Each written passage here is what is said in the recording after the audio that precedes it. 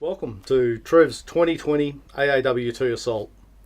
This is going to be a separate playlist to weekly catch up out and about with Trev, and I'm not exactly sure how regular I'll upload videos. You may be wondering to yourself, what's the AAWT bit? Well, what it stands for is Australian Alps Walking Track, and this is a 650k plus monster of a trail that starts in East Gippsland in Walhalla, traverses itself north, then goes east, and then north a bit more, and then east a bit. It traverses through the mountains of Victoria, crossing into New South Wales, keeps going, and eventually taps out near Canberra. And I've wanted to do this thing for a number of years. I think most people that decide to have a crack at this thing, the serious ones, spend quite a lot of time looking at it. There's lots of maps involved, working out where you can camp, things like that.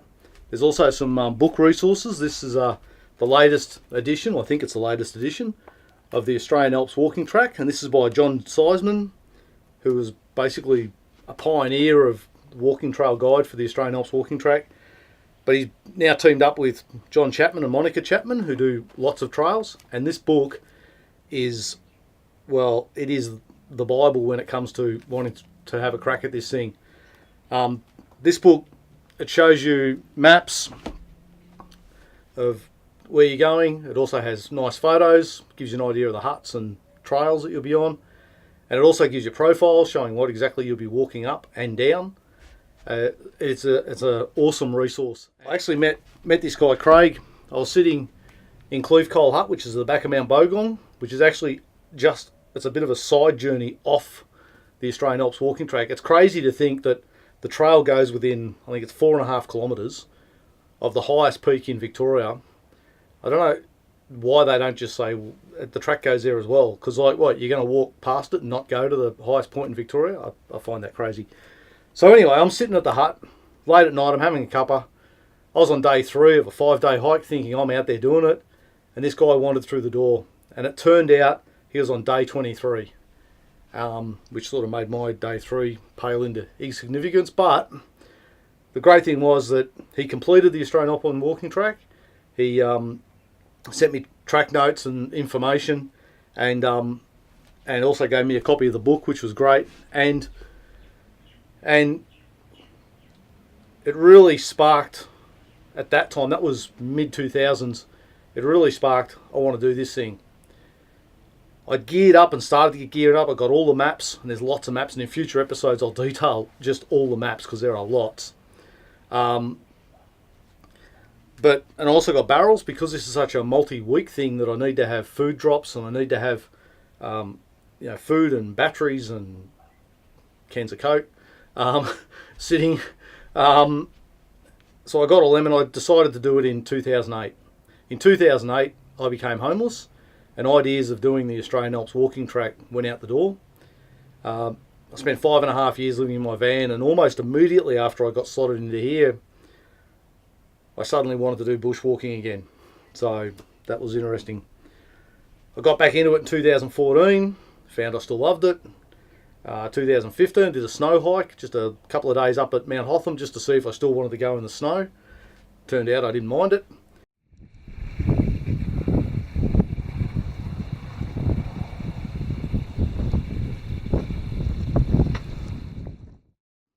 And in 2016 I actually hiked up Diamantina Spur, which is a very steep little spur that rises up from the West Kiwa up to Mount Feathertop. And that was all about, as a 46-year-old, could I still push as hard as I needed to? It turned out I could. I'm not going to tell people how long it took me to get up there. I got up in a number of hours. It doesn't matter. I don't reference my hiking against other people. It's about the journey, and it's about, did I actually get to the top? And as you can see from this video, I was actually more than a little bit apprehensive sitting at the bottom of the track, wondering just how tough a day I was about to have at the office. So here it is, Diamantina Spur. I've come down this more than half a dozen times, and each time I've said I'd never want to go up it. I wouldn't say I fear it, but I do stand here with some trepidation. I know it's going to be a tough day at the office, but hopefully when I get to the top, it'll be all worth every drop of sweat.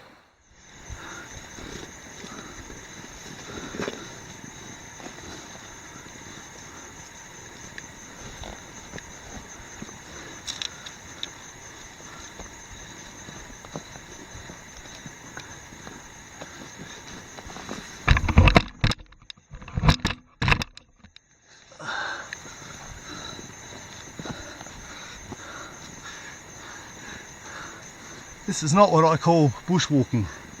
This is rock climbing with a full pack on. And I wouldn't want to fall down.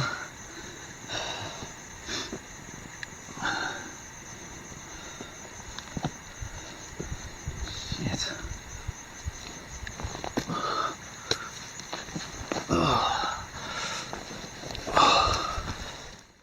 Ultimately, as you can see from the photos, I got to the top, and that was really where I started to think, you know what, I really want to do this thing. I've been doing a Bachelor of Screen Media degree for the last couple of years. I've been at uni. That was meant to finish at the end of last year, and I was going to do the AAWT this year. So even my plans on the wall are actually talking about 2018, but my uni course has been pushed back. Not all my fault, and that's not just a cop-out. The uni screwed me around. So I've got to do full semester, I've got to do an internship, 100 hours somewhere. Like, there's a heap of things going on. So 2018's blown. I'm not going to be able to go away for weeks and weeks. I'm not going to have the money to go away for weeks and weeks. So I decided to bump it, and I thought, let's not just bump it to 2019, let's go to 2020. Gives me next year to earn the money. There's a thing, because there is a budget involved. Everything's expensive. So 2020 is a plan.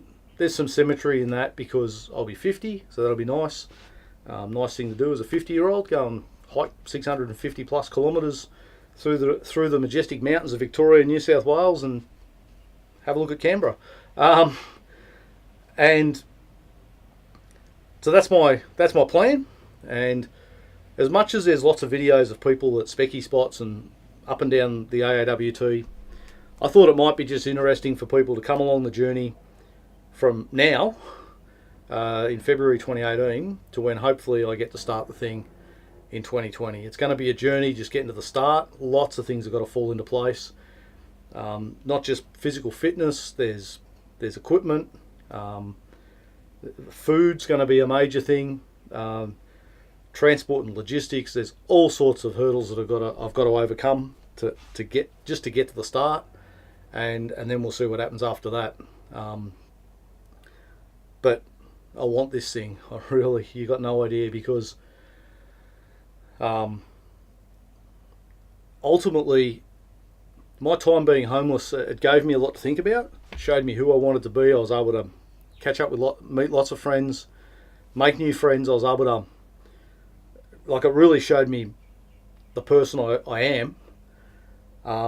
So I don't look at it as a bad thing, but if I don't get to do this, then ultimately my time being homeless actually did get to steal something from me, and that'll just piss me off.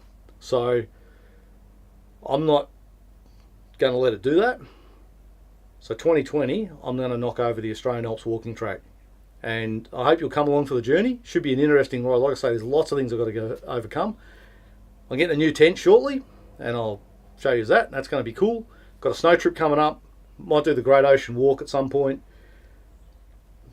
There's going to be a budget. See if I can get the budget. I'm going to need thousands. It's going to be crazy. Especially, I don't have a car at the moment. If I get a car, that halves the budget. There you go.